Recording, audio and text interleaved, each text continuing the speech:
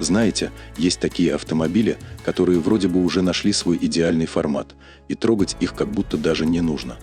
Но в Great Wall Motor, похоже, придерживаются другого подхода.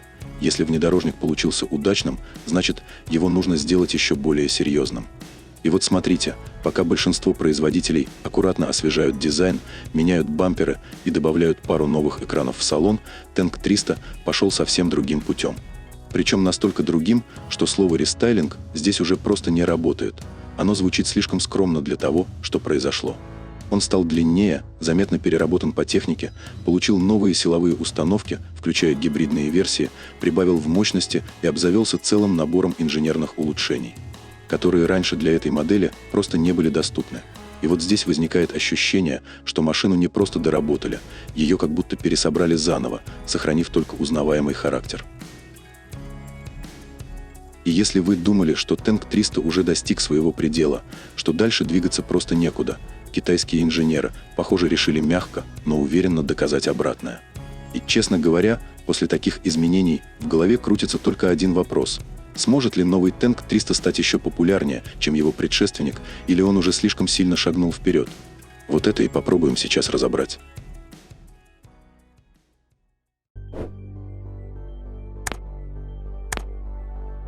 Обновленный Tank 300 сразу выдает себя спереди. Решетка теперь совсем другая. Вместо привычных горизонтальных полосок здесь сетчатый рисунок, а по центру уже не эмблема, а крупная надпись Tank. И это не единственное изменение. Внедорожник получил новые, более массивные бамперы и расширенный набор водительских ассистентов, включая наружный лидар. Интересная деталь – в зеркала, фары и задние фонари добавили синие светодиоды. Они сигнализируют, что автомобиль движется в автономном режиме. Плюс, инженеры явно подумали о практичности. Теперь стало проще ставить дополнительные аксессуары, прожекторы, камеры и прочее оборудование. Для этого добавили новые крепежные точки на бампере и в районе передних стоек кузова. Главная фишка обновленной версии – заметно выросшие габариты. Теперь длина составляет 4886 мм, ширина – 1984, высота – 1927. В сравнении со стандартным Tank 300 это прибавка на плюс 257 мм по длине, плюс 54 по ширине и плюс 24 по высоте. Колесная база также серьезно увеличилась до 3010, то есть плюс 260 мм. И это уже уровень старших моделей. Для сравнения, у Tank 700 база ровно 3 метра. Появились и новые 18-дюймовые колеса, но клиренс остался прежним – 224 мм. Снаряженная масса от 2390 до 2890 кг. А тянуть такой внедорожник может прицеп до 2,5 тонн. По технике без сюрпризов. Спереди независимая рычажная подвеска, сзади неразрезной мост, плюс полный привод и блокировки – все, что нужно для серьезного бездорожья. А вот теперь начинается действительно самое интересное, потому что линейка моторов здесь заметно разрослась и стала куда более серьезной. Начнем с бензиновой базы. Привычный 2-литровый турбированный двигатель заметно подтянули по мощности. Теперь он выдает 238 сил вместо прежних 220. Но дальше интереснее. На вершине бензиновой линейки стоит 3-литровый шестицилиндровый турбированный двигатель, плюс 48-вольтовая мягкогибридная система. Для рамного внедорожника цифры более чем серьезные, прямо скажем, с запасом. И что важно, вся бензиновая линейка работает с 9-ступенчатым автоматом. Теперь в линейке будут две подключаемые гибридные версии – High 4T и High 4Z, и разница между ними, честно говоря, очень даже ощутимая. Начнем с High 4T. Тут все выглядит довольно сбалансированно.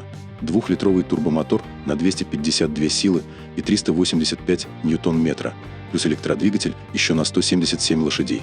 В сумме получаем 429 лошадиных сил. А благодаря батарее на 37 кВт-часа автомобиль способен проехать до 105 км только на электричестве. А теперь версия для тех, кому этого мало, High 4Z.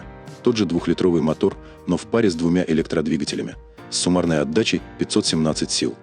А вот суммарная мощность всей установки – 864 силы.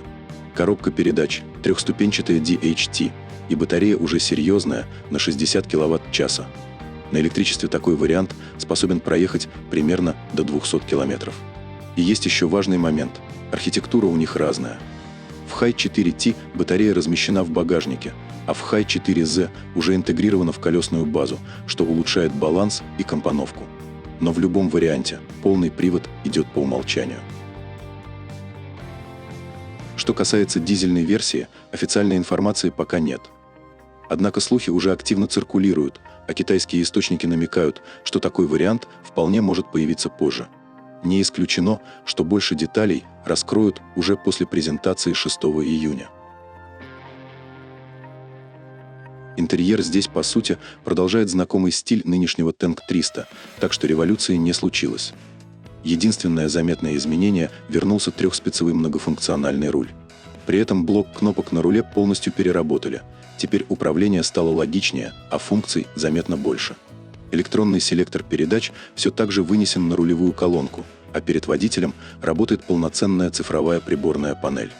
По центру – большой мультимедийный экран, который отвечает за все управление основными функциями автомобиля. Если смотреть шире, общий дизайн салона остался верен текущей версии. Но есть важный нюанс. За счет увеличенной колесной базы можно ожидать, что внутри станет ощутимо просторнее. И это уже напрямую влияет на комфорт, как для пассажиров второго ряда, так и для багажа. Премьера обновленного Tank 300 запланирована на 6 июля. Однако на данный момент компания официально подтвердила запуск модели только для китайского рынка.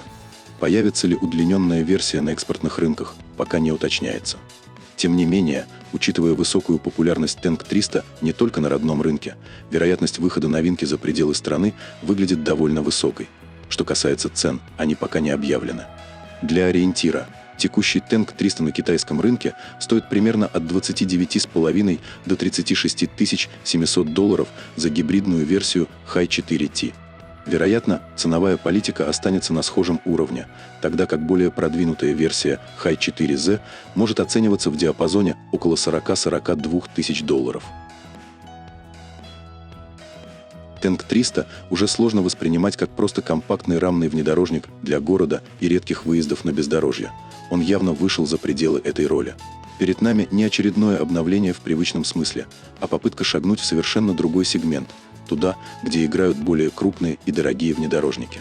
И где одного лишь брутального образа уже недостаточно. И в этом есть определенная смелость. Обычно такие модели развиваются постепенно, осторожно прощупывая границы возможностей. Здесь же ощущение, будто включили режим максимум. Выросли размеры, добавилась мощность, появились гибридные и электрические технологии. Усилилась инженерная база, и все это при сохранении узнаваемого танкового характера.